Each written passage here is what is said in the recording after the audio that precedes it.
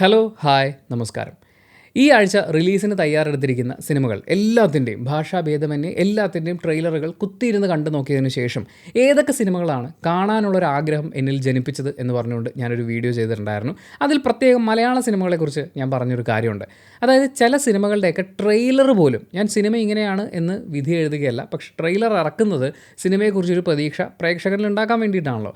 അങ്ങനെ ട്രെയിലർ കാണുമ്പോൾ പോലും ഞാൻ അതിൻ്റെ സ്പീഡ് മാറ്റി 2x കണ്ടു നോക്കി. കാര്യം എനിക്ക് അത്രയും ട്രെയിലർ പോലും ലാഗ് ചെയ്യുന്ന പോലെയാണ് തോന്നിയത്. അപ്പോൾ അങ്ങനെ വരുമ്പോൾ നമ്മൾ ആ സിനിമയൊന്നും തിയേറ്ററിൽ പോയി കാണാൻ ആഗ്രഹിക്കില്ലല്ലോ.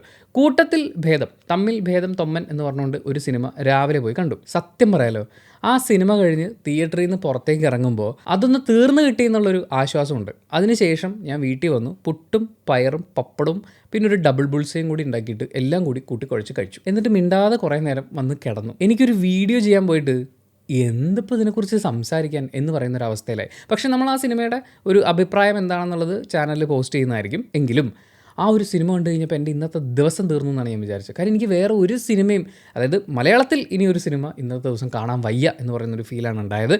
അതിനുശേഷം നമ്മൾ ഇംഗ്ലീഷ് സിനിമകൾ കുറച്ച് വരുന്നുണ്ടല്ലോ, ഇതര ഭാഷകളിൽ വേറെ സിനിമകളും ഉണ്ട്. അപ്പോൾ അതിൽ ഇംഗ്ലീഷിൽ നിന്ന് തുടങ്ങാമെന്ന് വിചാരിച്ചു. അങ്ങനെ അർഗൈൽ എന്ന് പറയുന്ന സിനിമ തിയേറ്ററിൽ പോയി കണ്ടു. കിങ്സ്മൻ സീരീസ് ഒക്കെ ചെയ്തിട്ടുള്ള സംവിധായകൻ്റെ സിനിമയാണ്. സ്വാഭാവികമായും ആ ഒരു സ്റ്റൈലും ആ ഒരു രീതിയൊക്കെ ഇഷ്ടമുള്ളത് കൊണ്ട് ഫസ്റ്റ് ഓപ്ഷനായിട്ട് ഇത് തന്നെ സെലക്ട് ചെയ്തു. എനിക്ക് ആദ്യം തിയേറ്ററുകാരോട് പറയാനുള്ളൊരു റിക്വസ്റ്റ് എന്താണെന്ന് വെച്ചാൽ, ഈ ഇംഗ്ലീഷ് സിനിമയൊക്കെ പ്ലേ ചെയ്യുന്ന സമയത്ത് ഇപ്പം നമ്മുടെ ഇന്ത്യക്കാരുടെ ഒരു ശീലവും കാര്യങ്ങളൊക്കെ മനസ്സിലാക്കിയിട്ടുള്ളത് കൊണ്ട് പല ഇംഗ്ലീഷ് സിനിമകൾക്കും ഇൻ്റർവെല്ല് അവർ ഇൻക്ലൂഡ് ചെയ്തിട്ടുണ്ട്.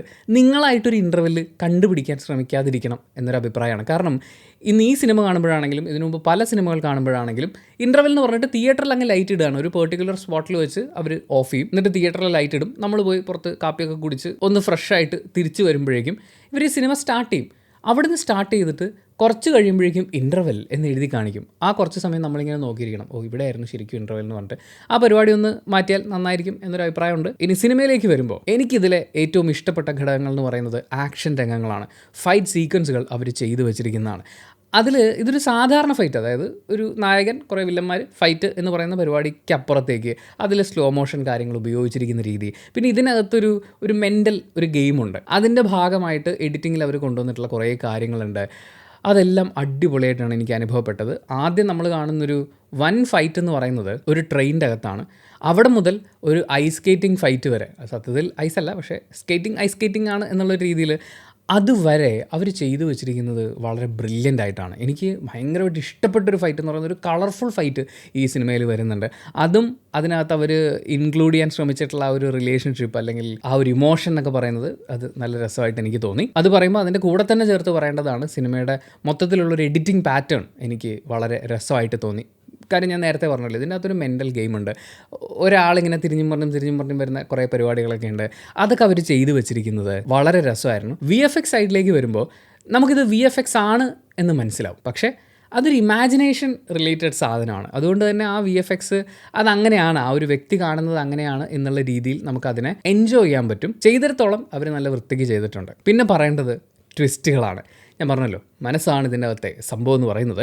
അപ്പോൾ ഇതിലെ ട്വിസ്റ്റുകൾ എന്ന് പറയുന്നത് ഇൻ്റർവെല്ലാകുമ്പോൾ നല്ലൊരു ട്വിസ്റ്റിലാണ് ഇത്. അതായത് സിനിമ അവർ ഇൻ്റർവെല്ലാക്കിയപ്പോൾ നല്ലൊരു ട്വിസ്റ്റായിരുന്നു. ഇൻ്റർവെല്ല് കഴിഞ്ഞ് പിന്നെ ട്വിസ്റ്റോട് ട്വിസ്റ്റാണ്. ക്ലൈമാക്സ് വരെ ട്വിസ്റ്റ് എന്ന് പറഞ്ഞിട്ട് നമുക്ക് നാക്കുളുക്കി പോകുന്ന പോലെ അത്രയും ട്വിസ്റ്റ്. ആൻഡ് ക്ലൈമാക്സിലെ മുട്ടൻ ട്വിസ്റ്റും അത് കഴിഞ്ഞ് ഈ പോസ്റ്റ് ക്രെഡിറ്റ് സീനൊക്കെ ആയിട്ട് അവർ ഇൻക്ലൂഡ് ചെയ്തിരിക്കുന്ന കുറച്ച് കാര്യങ്ങളൊക്കെ ഉണ്ട്. അപ്പോൾ ഇനി വരാൻ പോകുന്ന സിനിമകൾ തീർച്ചയായും എന്ന് വെച്ചാൽ 1, 2 എന്നല്ല 5 എണ്ണമാണ് എന്തായാലും വരുമെന്ന് ഉറപ്പുള്ളത്. അതുപോലെ വളർന്ന് വിപുലമാകാൻ പോകുന്ന കുറേ സംഭവങ്ങൾ ഒക്കെ ഉണ്ട്. ഞാനത് നിങ്ങൾക്കൊരു സ്പോയിലർ ആവണ്ട എന്ന് വിചാരിച്ചിട്ടാണ് പറയാത്തത്. സംഭവം എനിക്ക് ഇഷ്ടപ്പെട്ടു. പക്ഷേ ചില സീക്വൻസുകളൊക്കെ കണ്ടപ്പോൾ ഇതൊക്കെ പ്രേം നസീറും അടൂർ ഭാസിയൊക്കെ പണ്ടേ വിട്ടതാ കേട്ടോ എന്ന് പറയണമെന്ന് തോന്നിപ്പിച്ച എലമെൻറ്റുകൾ ഉണ്ടായിരുന്നു. അതുപോലെ കുറച്ചൊക്കെ പ്രെഡിക്റ്റബിൾ സ്വഭാവമുണ്ട്. എങ്കിൽ പോലും ഈ ആക്ഷൻ രംഗങ്ങൾ അതെടുത്തു വെച്ചിരിക്കുന്ന ഒരു രീതിയുടെ ഒരു സുഖം, പിന്നെ വരാനിരിക്കുന്ന സിനിമകളിലേക്കുള്ള അതിൻ്റെ ഒരു ചൂണ്ടുപലക, ആ രീതി, അതൊക്കെ എനിക്ക് ഇഷ്ടപ്പെട്ടതുകൊണ്ട് എന്നെ സംബന്ധിച്ച് എന്നിലെ പ്രേക്ഷകന് തിയേറ്റർ വാച്ച് സംതൃപ്തി തന്നൊരു അനുഭവമാണിത്. നിങ്ങൾ ഈ സിനിമ തിയേറ്ററിൽ കണ്ട ആളാണോ? നിങ്ങളുടെ അഭിപ്രായങ്ങൾ എന്താണ്?